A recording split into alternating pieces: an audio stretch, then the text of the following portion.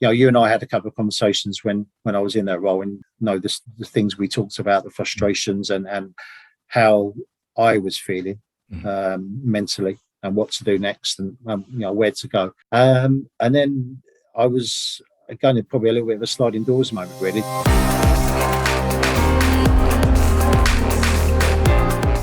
Hi, Neil. Thanks so much for agreeing to be interviewed on the Blue Light Leavers podcast. We've known each other a while, and I've been dying to get you on here for a little while, but you've got such a great story to tell now. So absolute pleasure to have you here, and thanks so much for agreeing to be interviewed. Great to be invited, Andy. Always good to chat with you, know that. Thanks, mate. That's kind of you. So should we do quick introductions? We'll talk about basically where you came from, and then we'll move on to your policing career and where you've moved on to from that point, and hopefully some really good pointers and guidance for people listening as well. So do you want to introduce yourself and tell us what you're up to currently? Yeah, so my current role, I'm with Silversil. They're an international security and investigations consultancy, US company, but with global kind of reach. So my role there is investigations intelligence manager, so managing investigation projects, both UK, Europe, and further afield now. But within that role, one of my core responsibilities has been developing a project in professional football, where we look at conducting due diligence around primarily player recruitment with football clubs. There's a few other different aspects that we also look at, and we're kind of diversifying a little bit into slightly different areas, but that's kind of really it in a nutshell. And as you know, I've also got my own business, Blue Cube Resource Solutions, which is a recruitment consultancy for people like us, people with transferable skills, those kind of niche areas that I know about around investigation, risk, compliance, etc. Yeah, great stuff. Thanks for that. Now, it's a really great introduction, and the role is so exciting, and obviously you and I have spoken a few times, and we know where you came from in terms of how you felt towards the end of your service. So could you just give us an idea on what it was that you were doing in the job, and Sure. and actually probably pre-job as well, because you mentioned earlier the police staff as well. I joined the Met at 16 years of age as a civilian member of staff back in the 80s, when unemployment was high and everyone was panicking about getting a job. That's kind of fell into place for me there. So I had 11 years as a civilian, worked in different roles, information room as a CAD operator, personnel department, a few other kind of admin type roles, and then I ended up in kind of a junior management role working out at Edmonton Police Station in northeast London. It's the first time I'd moved away from sort of central headquarters work with the Met. Total change of culture, total change of working ideas, and people. And because I played football with the guys, that were on the relief or in the CID. They were all saying to me at 24 years of age, why are you sitting in an office doing the admin stuff? Why aren't you a police officer like us? And that's where the seed kind of got sown to look at that change of career, and I went that route, and it was the best decision I've probably ever made as far as career goes. Wow. Joined in 95, and I had a great career, just over 23 years, because I had the pension that I brought in, and had my high moments and low moments, as we all do. But looking back, I loved it. It was the best decision I ever made to do that. And most of my career, was within CID investigation, and then moving on to specialist units as I progressed, and doing anything from being a chiz handler to managing NCA Spring Garden type intel products, that highest kind of level of intelligence to make operational decisions. And my last 8 years was on a confidential unit, so as a surveillance operative with that dual role as being an investigator. So lots of long hours, lots of spontaneous deployments here, there, and everywhere up and down the country. Again, great role, and thoroughly enjoyed it. But it's like all of us, it's only sustainable for a certain while. And I think towards the end, it was realization that my time was right for me to make that move out of policing. Yeah. So, did you pick up many courses, and was there much that you picked up along the way in terms of either qualifications or anything like that at all? Not as many as I should have, and not many as I would have liked. You and I both know it's not always easy to just go, oh, I want to do that course, because there's always budgetary reasons why they won't send you on certain courses in policing, and or you'll get your manager that doesn't want to lose you for 4 or 6 weeks. So I did my PIP2 accreditation quite early on in my service as a detective.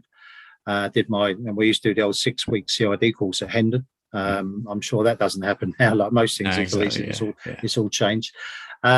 Chiz handlers course, surveillance course, driving courses, and in my last couple of years, when I knew that 2018 was a year that I potentially could come out, I sought advice for people that were out, in the outside world. And one of my good contacts, Simon Markham, is he's an ex-Met analyst, and Simon and I bizarrely used to go to school together. He now works for BT in investigations, and he said to me, get yourself financial crime trained or cyber crime trained. If I'm being honest, neither of those are my kind of thing. But again, I was on a unit. They were never going to send me on a cyber crime investigation course. Financial crime courses, they're very hard to come by, and I did look at trying to make a sideways move onto the proactive money laundering team, but we were in the middle of what was then I think it's the proactive policing or covert policing review in the Met, and no one was going anywhere. There's that big shortage of detectives, so no one was being allowed to move on to different units. So that was my time. But there's an example of someone giving you advice. Look, get those kind of skills, because they're the skills that are really going to be desirable when you look to come out of your policing career.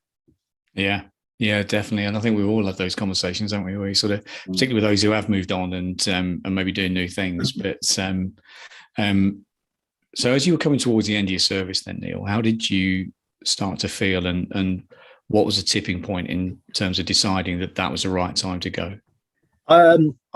Probably no different to a lot of us. I'd gone through some traumatic kind of scenarios in the years leading up to it. I'd gone through a divorce, and I was still negotiating my way around how to manage that, and my relationship with 3 children. They're all sort of 16 and above now, so things have moved on, but they were a lot younger, and that was difficult for me to manage with my ex-wife and everything that kind of goes with that.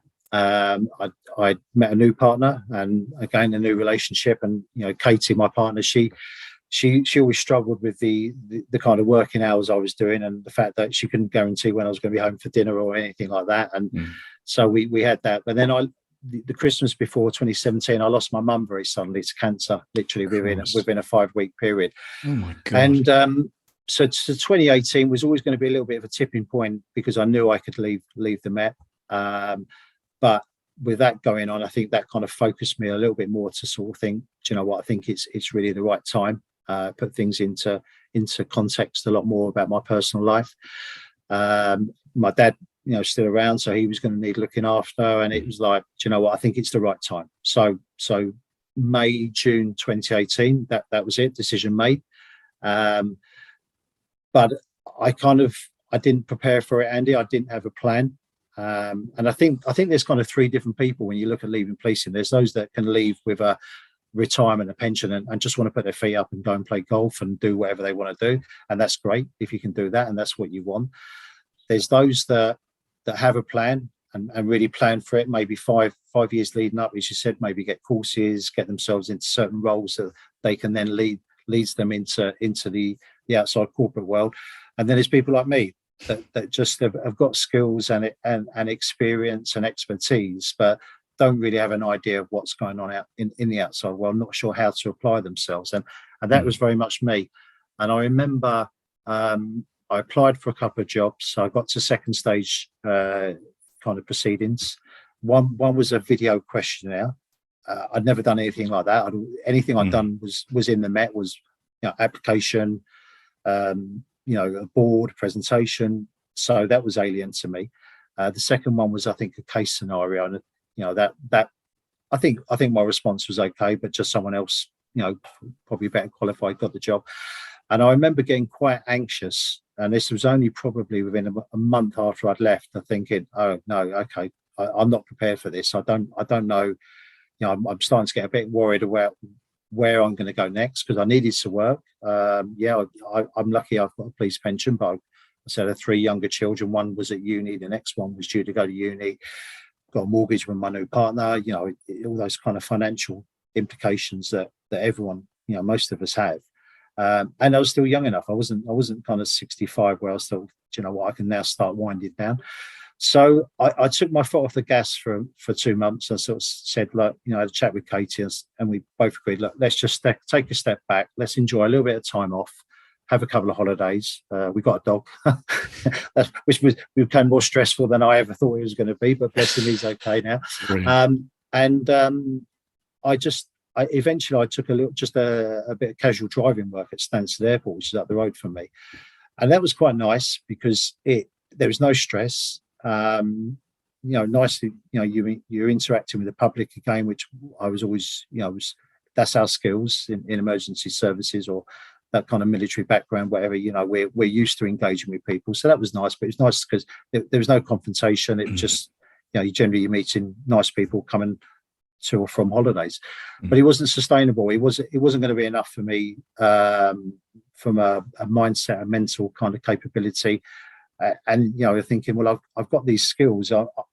Very soon, if I don't apply myself into something different, I'm going to lose those. I'm not going to be relevant to the marketplace anymore. So that was when I started up the business Blue Cube. I've got two friends who are in recruitment. Did very much similar thing. They came from totally different backgrounds, but they'd never worked in recruitment, and they kind of put the seed into my head that you've got this expertise. Why don't you look at using it to try and find roles for people? And initially, I was like, well, I've never done recruitment. I know nothing about recruitment. This is a complete kind of outside my comfort zone. But they kind of reassured me and said, well, yeah, people will buy into you because of you. The fact that you can talk about these kind of roles because you'll have knowledge. And so this was specifically targeted towards cops. Sorry to interrupt, Neil, but that was predominantly targeted towards cops, was it?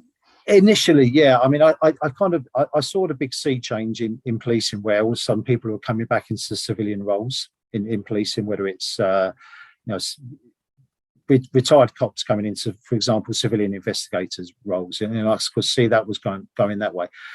That was my initial thought process, but I very quickly realised there's some big players out there that are kind of got those contracts already in policing, and I saw there was a more valuable and a more interesting market in looking at corporate, non-policing type kind of roles, so corporate businesses and so forth. But again, I mean, this is where you and I we came across each other at a networking event, didn't we? When my early days, it's not as easy as it always seems, and certainly recruitment is a very tough industry, and I struggled initially around how to kind of make inroads with clients. It's a very competitive marketplace, and I had a lot. I won't lie, I had some low moments. I had some very low. We had conversations, didn't we? At times, I'm thinking, where is this the right move? Have I made the right decision? And of course, then we went into lockdown, COVID. And at the time, I sort of realised that it was going to take longer for me to build the business up than I'd originally kind of thought. So I took a role with a local authority out here in Essex, doing planning enforcement investigation. Again, it was a frustrating role for me, and I'm not going to be stereotypical and say don't ever do it just because I didn't enjoy it, because I know some of our people in the group have gone on to those kind of roles, and it will suit some people. Different. It's all horses for courses. It didn't suit me. I found it quite frustrating, the lack of traction.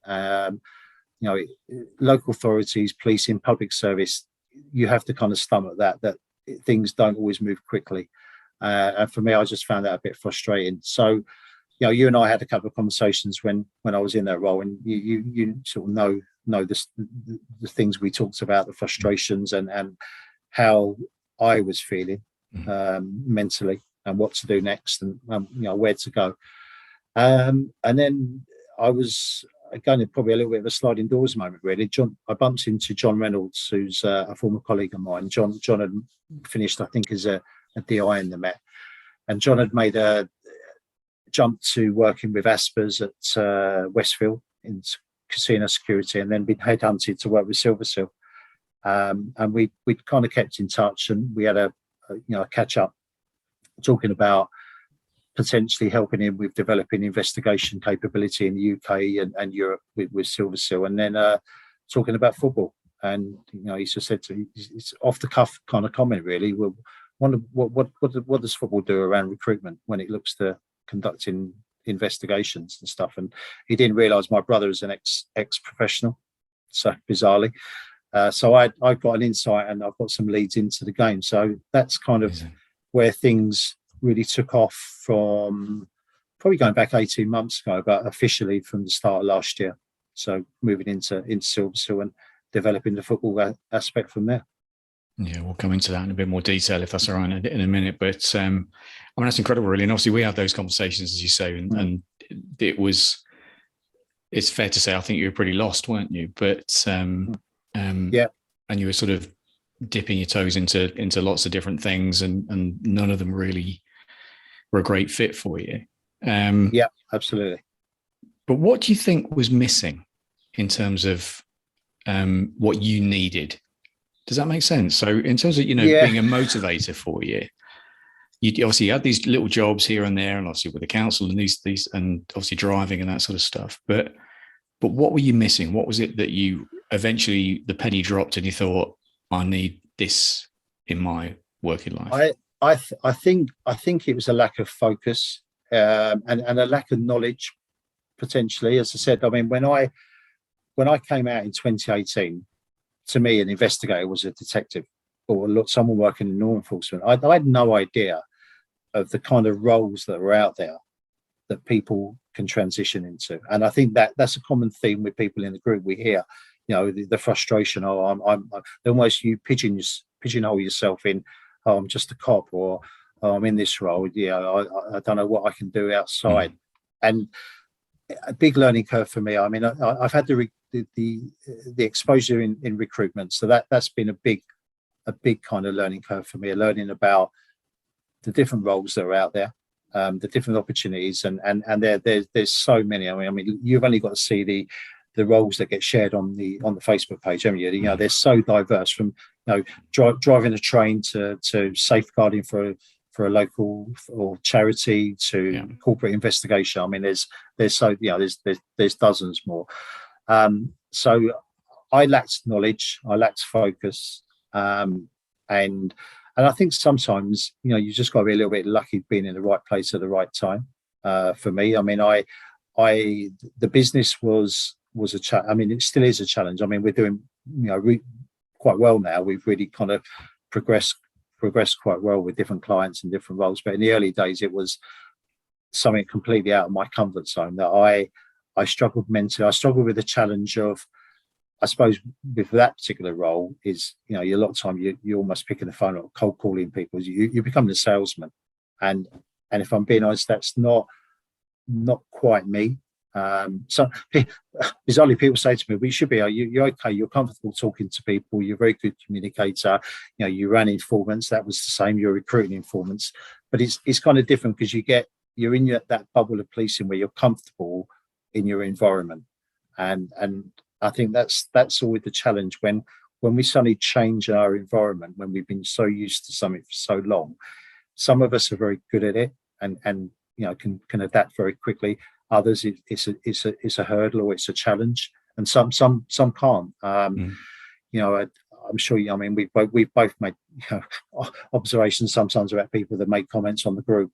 Sometimes people can't leave policing behind, and those attitudes and that character. You've got to be, I think, adaptable and flexible. You've got to be open to the fact that it's a changing world out there now. It's not the world that we worked in policing 5, 10, 15 years ago. There's lots of different issues. But I think with, Silversill, I mean, this just fell into place for me. I suppose I was just lucky to be at the right place at the right time, and now working in an area that, is fascinating for me because I've got the interest of football, professional football, elite sport, and investigation. So it's kind of two things that I can talk about and I've got good knowledge about. I've moved on to different things. All of a sudden, I'm now doing presentations and webinars. And then 12 months ago, if you'd said that, I'd have been like, oh yeah, wow. And it just leads on to different things. And I think I see the comments on the blue light leavers group, sometimes with people, and they're sort of thinking, oh well, if I go into that role, look, you never know what that role might lead to. And I think, some advice I always give people is, don't think you can just automatically jump into a middle tier role. Don't make that kind of, have that arrogance to think, oh, just because I was this, I was that, I can go and get that role. Some people do, and they're very lucky that they can do that. Sometimes you kind of got to almost take a step down or step back to get yourself established, to make that move back up the ladder. And definitely. I think that's very common. I think that would be advice I give anyone, really.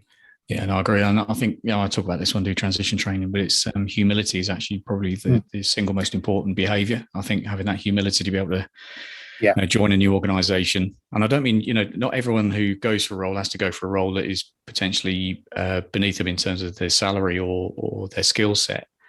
But you want to go somewhere at whatever level you go in and be humbled to the fact that, you've got skills and experience in something else, but actually being able to show those and show your worth and get recognized for doing a really good job. And for the vast majority of us, that amazing work ethic that we have, we stay there until the job's done. All those sort of things are so important. The way we communicate with people, the way we manage expectations. Yeah. All of that sort of stuff is really important. But actually having that degree of humility to go, I know I come with a skill set, but I haven't got a clue what I'm doing here. So I need to rely on you, and you need to help me to get through this, is so important. Yeah, it's funny. Before we were going to speak today, humility was one word I was going to make sure I got into our chat, because it is, if you can show that little bit of humility and recognize it. I've got skills and experience, but don't think that just because you're an ex-cop, everyone's going to embrace you and go out. Listen, you're wonderful.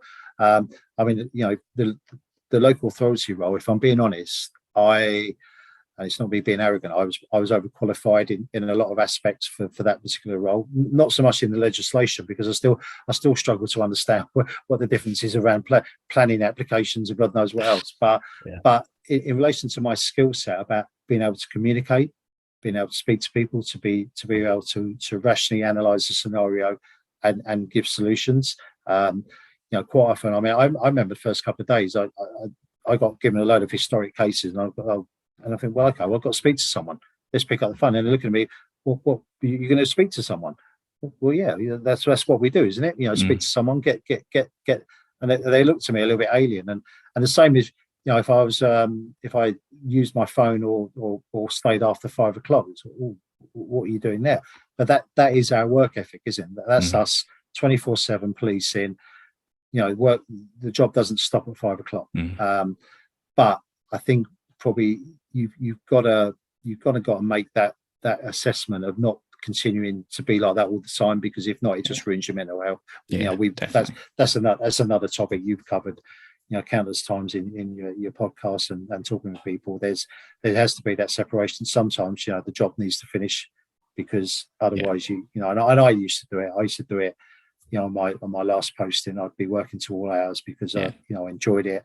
I wanted to make sure the job was done properly. Getting home at 2-3 in the morning and getting back up at 8 to deploy, because the guy that was supposed to pick up the gun last night is now going to go and do it at 9 o'clock this morning. And and it's crazy when you look back to think how we worked like that. But that's the nature of the beast of policing, isn't it? Yeah, it is. But like I say, if you take that work ethic, not working all hours, but if you take the work ethic into a new career outside with that degree of humility, it really makes an impact. And I actually, I talk to people about being humble during interview as well.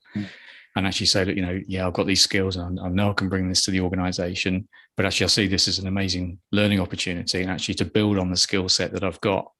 And actually I'm really excited about this opportunity, and it just brings it's a completely different level then, And you're going in there and it's a really nice human touch, a real nice human aspect. But we were just to dive back a little bit, because there's a couple of bits I'd really like to cover.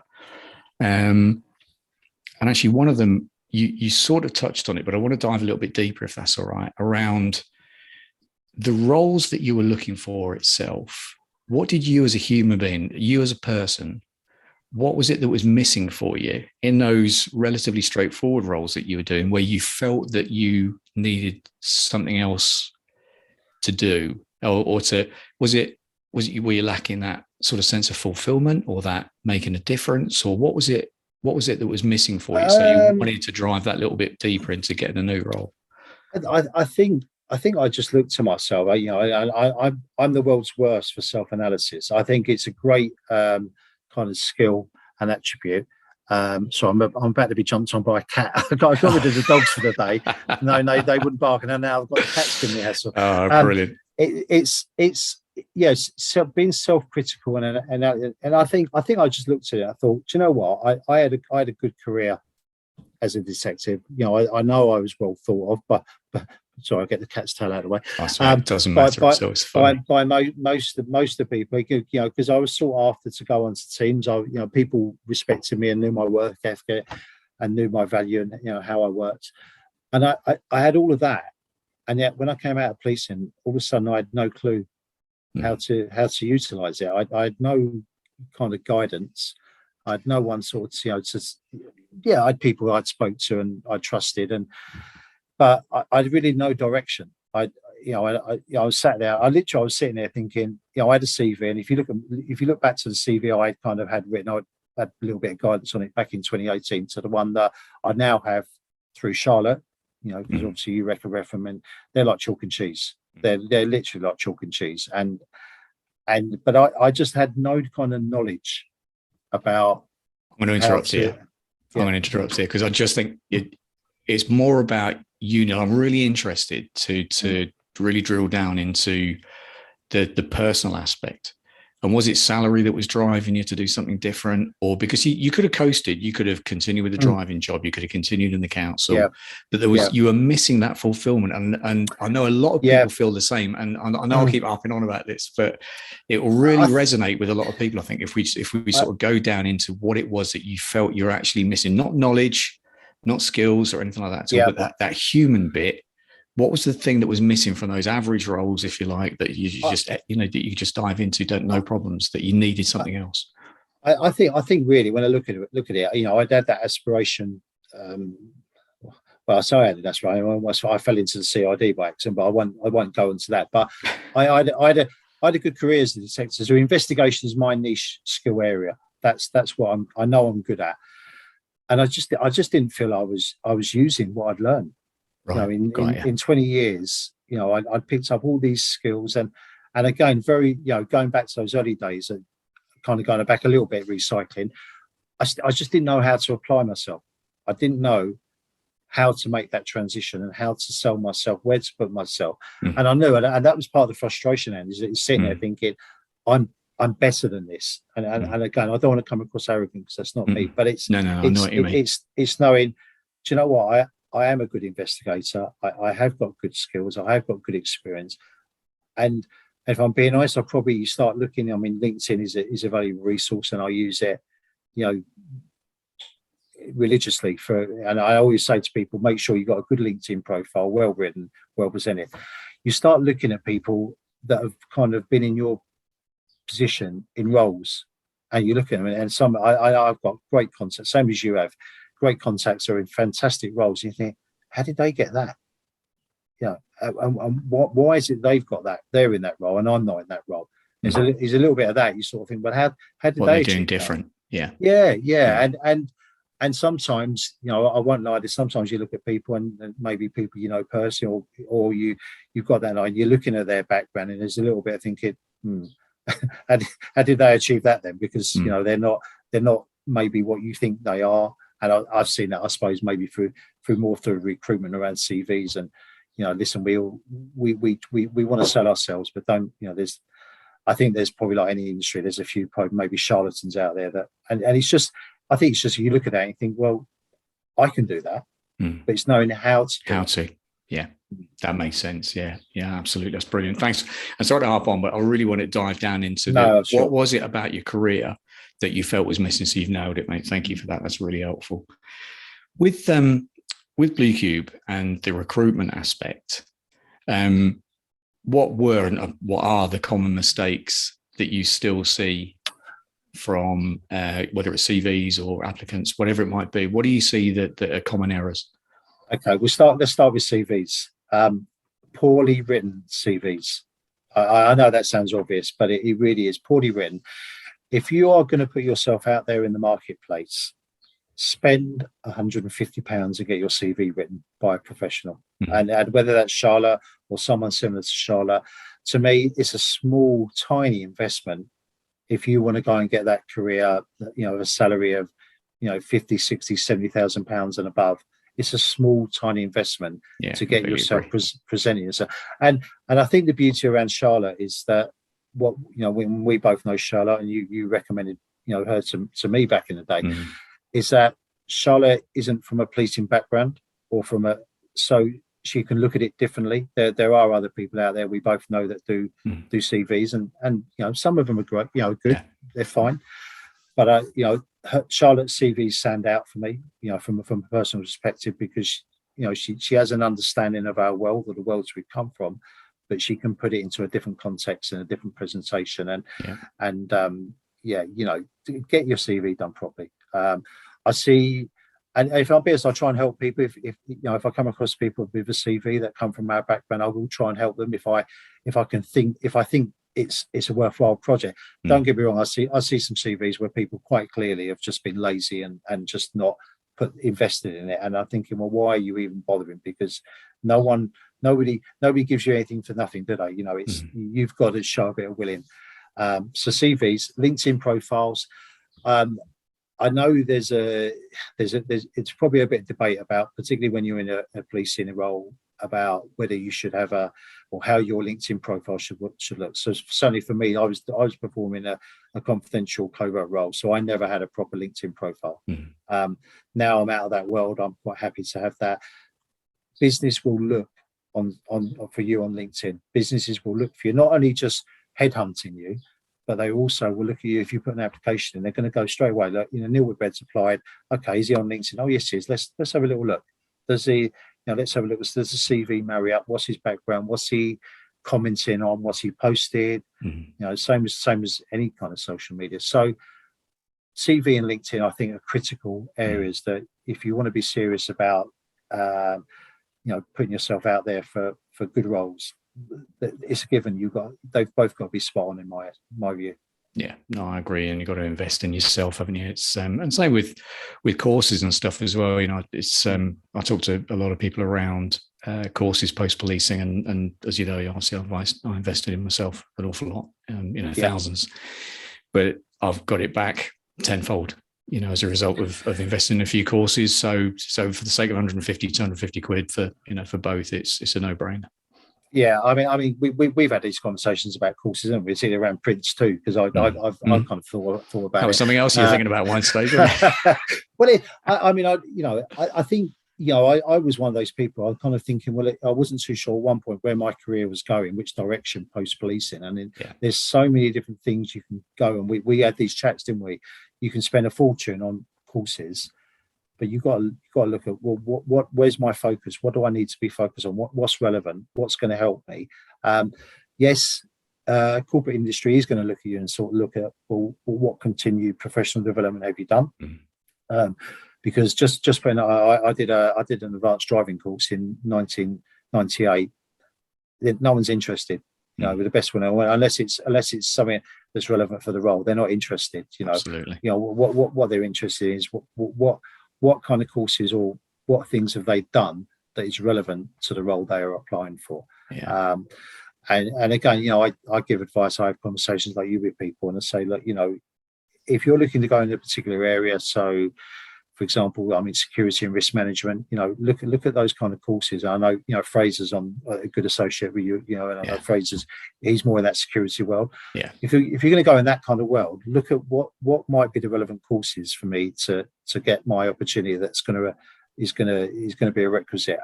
And also use the group, speak to people that are in those roles and understand what they've done to get to where they are. Yeah, no, 100%. I think the other part of that as well is that we had this conversation as well. It was look, is that job, is a project manager role, are you going to enjoy it? Is it going to motivate you? Is it going to get you up in the morning? Is it the sort of stuff that you want to do? And is it really using your skill set that you've got, that you want to, like we said earlier about that, amazing career as a detective and all the the informant handling and all the sort of things that you're involved in. Some really, secret squirrel stuff. And that's the stuff that you enjoy doing most. Yes, you could definitely move into project management, but is it stuff that's really going to motivate you and get you up in the morning and fire you up? And is it worth that investment? It probably wasn't. And so we had that honest conversation, didn't we? Yeah, I mean, it's not so I've ruled out. I mean, if I look now, I mean, funny when you said to me, if someone said to me, project manager, when I first came out policing, I just think, oh, that's a senior manager, but it isn't necessarily, because I ran operations, I developed operations, I ran investigations, and that's all project managing.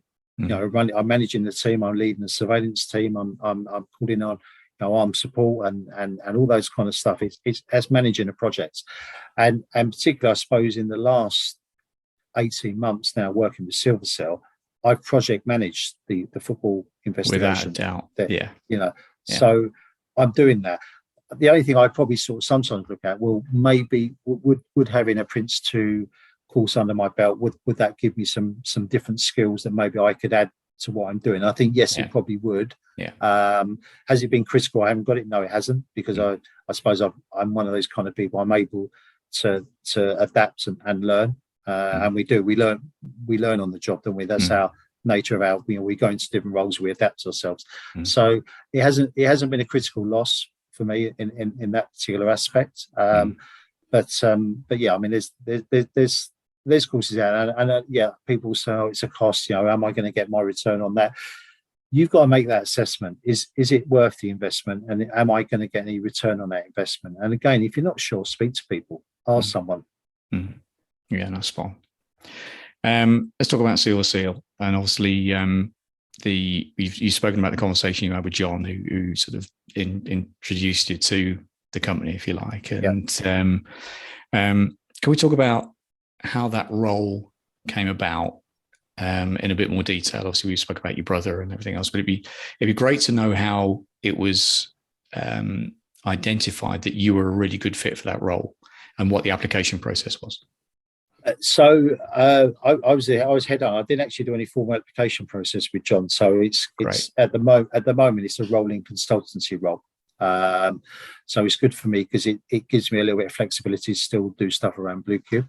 But John and I mean, I went away. How it went, John and I had a conversation. We talked about it. I said, look, let me go and speak to my brother, speak to people in football that I know through my brother. And that's where we kind of identified. But you know what? There is a potential opportunity here, and it's building it from there. So we then secured the contract to come on board with Silver Seal. And it's kind of gone from literally starting from nothing to now, where we're now working with Premier League clubs, where I'm getting invited or asked to go and present on different kind of webinars, or organisations like the Football Association, UEFA. I'm 2 weeks' time. I'm doing one with. I can never remember what they're actually officially called, but in simple terms, it's like a university academy in Spain that's affiliated to Real Madrid. So as a result of someone viewing a webinar I did, contacted me and said, like, I'd really loved your presentation, talking about what you're doing and your background and everything. I'm doing this course, this football or sports business course in Spain. I think you'd be really good to come and present as an educational piece. Wow. So we could, that's kind of led to that. And I mean, I've had to learn from scratch how to present pitch deck or even compile a pitch deck. I never knew anything about that. I mean, I've done PowerPoint presentations in the job where you're doing your operational briefing, but I never had to kind of almost do that business thing of, okay, so this is what we've got, what's our strategy, how are we going to go about doing this, how do we present? Now presenting to CEOs and heads of recruitment at elite football clubs and doing educational presentations, and that again is not something I'd anticipated I'd be doing. Never thought I'd kind of be doing almost like a training type scenario. But now I'm a lot more comfortable in doing it. Really enjoy it. Really enjoy the interaction, the engagement, and it's opened up so many kind of different doors to me, really. Yeah. Honestly, I'm so happy for you, because I know how lost you were, and I love, obviously we ping you the odd message tonight, and it's and seeing what you're doing and what you're up to on LinkedIn, and knowing how lost you were at that point, a little while back, and yeah, so happy for you. So happy. It's incredible. That journey you've been on is amazing. Yeah, I mean, it is. I mean, sometimes it's just like, you are lucky to be in the right place at the right time. But I think what the value it shows is your network. 100%. And yeah, I was going to say having those connections, because if I hadn't, John and I worked together back in 2003, 2004 at Hackney, and I hadn't seen John because I then connected with him on LinkedIn. I mean, my LinkedIn, I've literally got thousands. I've got too many connections, if I'm being honest now, because it becomes a little bit too hard to manage. But, what I would say, my advice around that is, don't just connect with ex-cops. And I know that might sound a little bit bad, but I did it early on because I'd no knowledge of how to network. I'd no knowledge of how to utilize LinkedIn. Be focused around who you connect with. Look at the people that are. And I know you've said it. You've done it on previous podcasts, I think, and I'm trying to think of some of the ones you've done where you talk about look for people in roles or at companies where you think you want to work, and then you'll always find someone. And by and large, most people are happy to help. Sometimes people are in busy roles and they maybe don't come back to you. But you'll always find, I think, generally, most people. I mean, I certainly identify people. And not most of my network of ex-cops that are in corporate roles have been I never had any knowledge of, never worked with them, but I've seen straight away. Okay, so they're ex-law enforcement and they're now working for Coca-Cola, for example, and I'm interested in potentially working there. So let's connect. And I think I said most people when you just always drop an introductory message, always connect. Absolutely. And then follow up. Just hi, this is me. We share a similar background. This is why I'm connecting, and most of the time, most people respond. Sometimes people don't, but that's just the way of the world. Yeah, no, I think that's brilliant, mate. It's great advice. Can you tell us just a little bit more about your role and what I don't know what you can tell us and what you can't, to be honest, mate. But if you could tell us just a little bit more about your role, just so people can understand what it is that you've done previously and how it fits this particular role. To do with the investigations and intel and risk advisory, that sort of stuff. It'd be great to know just a little bit more about that. So, I mean, if you go back and to kind of my background in policing, it was very much like a lot of us. It's managing risk on a daily basis. It's looking at analysing intelligence for me as an investigator, looking at intelligence leads, looking at investigative leads. How do we go about solving that problem? How do we develop a picture about someone? My last kind of role is always like looking at those subjects that are involved in serious and organised crime. So looking at the person, looking at who's around them, building that profile, whether it's lifestyle surveillance, whether it's seeing who are they associating with, what's their routines, where are we going to find an opportunity to kind of develop into, to try and obviously catch them doing what they're doing.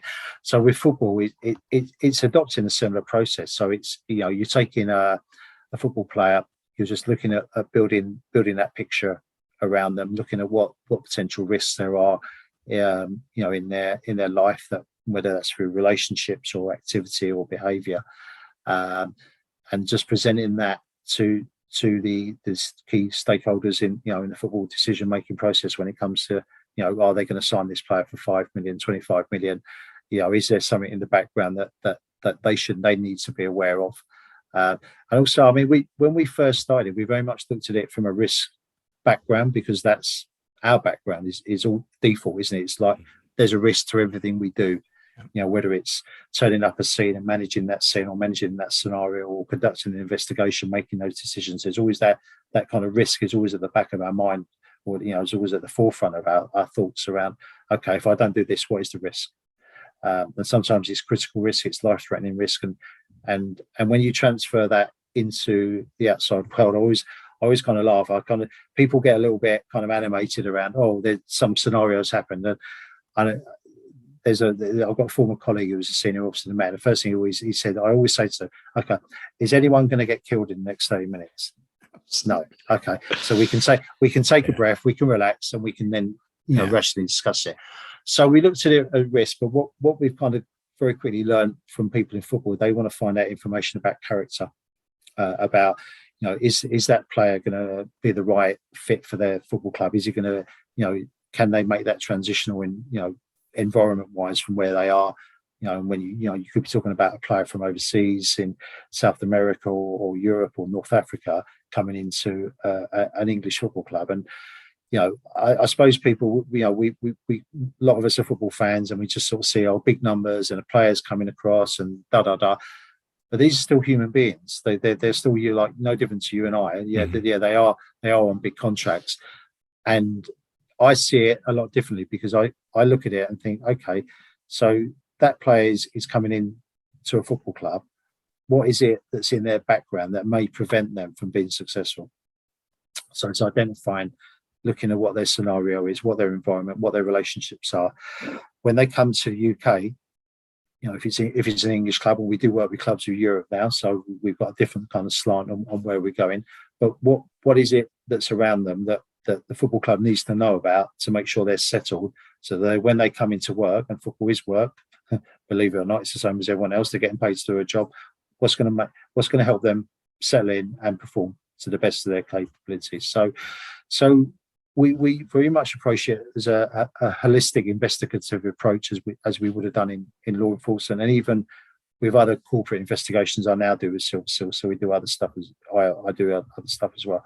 But taking it as an investigative approach, looking at everything that we can try and find out lawfully about the player, to build a picture, to present that as a profile, almost dossier report to a football club, and say that's everything that we think you need to know about the player, everything around them, people around them, and identifying risks, but not saying, we're not here to say don't sign a player. We're here to provide a full, I wouldn't say an evidential package, but probably no different to what we, if you talk about how the parallels, for me, if I was taking a case to court, is getting that evidence gathering, that intelligence gathering, that I put the package when we turn up at court, at Crown Court on day one, we know we've got everything that we need to run the prosecution.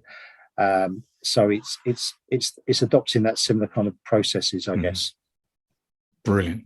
Absolutely brilliant. And you've explained that so well, because you've made it crystal clear the sort of skill set that you had previously and how it fits what you're doing now. And something that clearly had a gap as well. So you found an amazing niche as well where there was a gap. Yeah.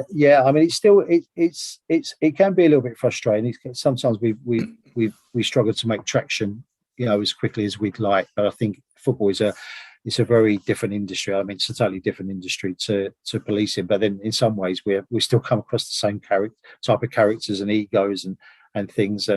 But it's one of those industries it's very it keeps things close to its chest. It doesn't like to change much. Does that sound like policing? It's very familiar.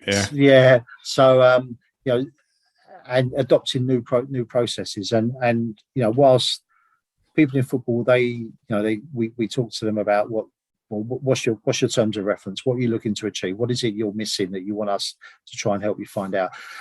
And we quite often get we do a bit of this ourselves, and I go in and I do a presentation and explain our background, what our pedigree is, what our expertise, how we do things, what value we can bring. And sometimes we get, we got people to do that, and I say, okay, so who's that then? Oh, someone in our recruitment team. And so, well, what do they do? Oh, well, they go and Google. Enhanced Google searching is not investigation. For people in our world, we should know that from day one. But sometimes that's a challenge in getting the message across as to why they should use people with our expertise and experience. But that's just because, again, it's something maybe new that's coming into football that hasn't been there before, and things take time, to evolve. But I think, from I'm very big on trying to sell myself to the people I speak to say, look, this is me, this is what I'm about, this is my pedigree, this is my skills, this is my expertise, this is what I've done previously, and this is how I will use all of that to try and give you the best product and best service. Yeah, brilliant. And I love the fact that that you can continue with this, and obviously with Blue Cube as well. But the work you're doing, and like you said earlier, we talk about courses and stuff, is setting you up potentially for a further career where you almost reinvent yourself again, and you could move into project management or business. You know what I mean? It's fantastic. I absolutely, or business development, and I love it. Absolutely love it. Well done, mate. You should be really proud of yourself, honestly. Yeah. I must admit. I mean, I don't sort of sit here patting myself on the back, because I'm not that kind of person. But I'm in a far, far better place than when you and I probably spoke about two and a half years ago. Not really knowing where I wanted to be, where best to put myself, and sometimes it's, these things fall into place, and they have done. But I've also worked very hard in the role I am to get that to a stage, because we started from nothing. We started from an idea. Okay, so how do we progress our idea? How do we understand what football does? How do we understand the characters? The information that's valuable, and how do we go about that? And how do we then start presenting it? And get people to buy in, again, a massive big learning curve. But I'm in a totally different place to where I was 18 months ago, and the skills and the expertise I've now learned in those 18 months, as you say, I can now, if things ever change with Silversil, or I want to go in a different direction, I've now got a whole range of different things under my belt that I didn't have 18 months ago that will help me achieve that next step, whatever that may be. Yeah.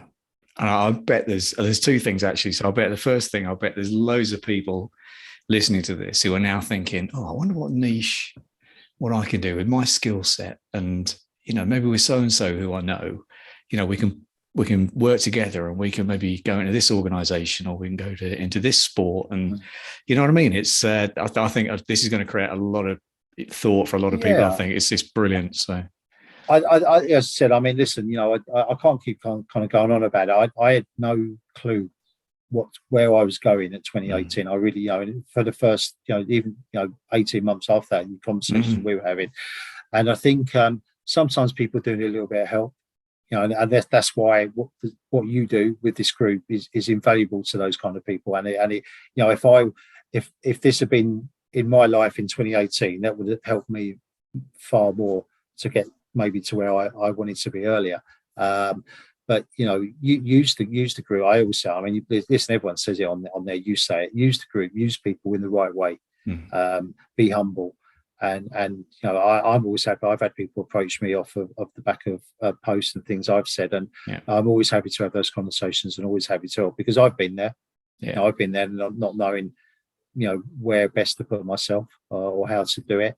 And I think now I'm outside, it's a lot different. When you're still in policing, it became, we almost become in that kind of comfort bubble. We just think policing, and I can understand, and I empathise with people that are in that scenario, thinking, how the heck do I make that jump? And a lot of us we get sucked in with the effect, oh, it's a pension.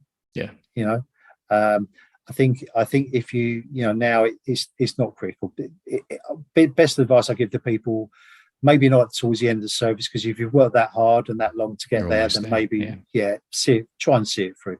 But if you're only halfway through, trust me, the pension is not the be all end all, because you can go into private industry and you will get jobs and you will progress and become remunerated, where all of a sudden you'll be earning far more, that the pension just becomes an afterthought.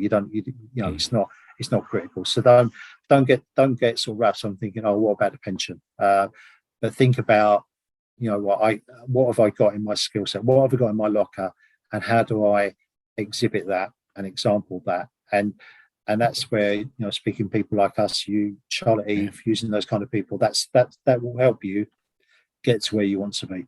Yeah, definitely. Well, I really appreciate your time, and I really appreciate you being in the group and offering your knowledge and expertise there as well, and commenting and offering your help for people as well. So thank you for that, mate. It's it's a great story, and I've been dying to get you on here, but it was it's a fantastic story. It really is, and I just love the fact you've gone from having no idea what you want to do into such an amazing role, and in fact a couple of roles now. You got obviously Blue Cube as well still, so well done, mate. You should be incredibly proud. No, I appreciate it. Listen, and thanks to people like yourself that helped me through the dark days, because there were some low moments, and I see and hear the other people talking about that, and it's not always easy, and some point, sometimes I get frustrated when I see people sort of making comments and stuff. And listen, you don't know people's individual personal circumstances of what's going on in their life. And if people are trying to reach out for help, then let's do our best to help them. And definitely. Yeah. As I said, I'm always open to it. I'm easy to find on LinkedIn. Well, I was just going to ask that. So if people want to connect with you, Neil, what's the best way of doing it?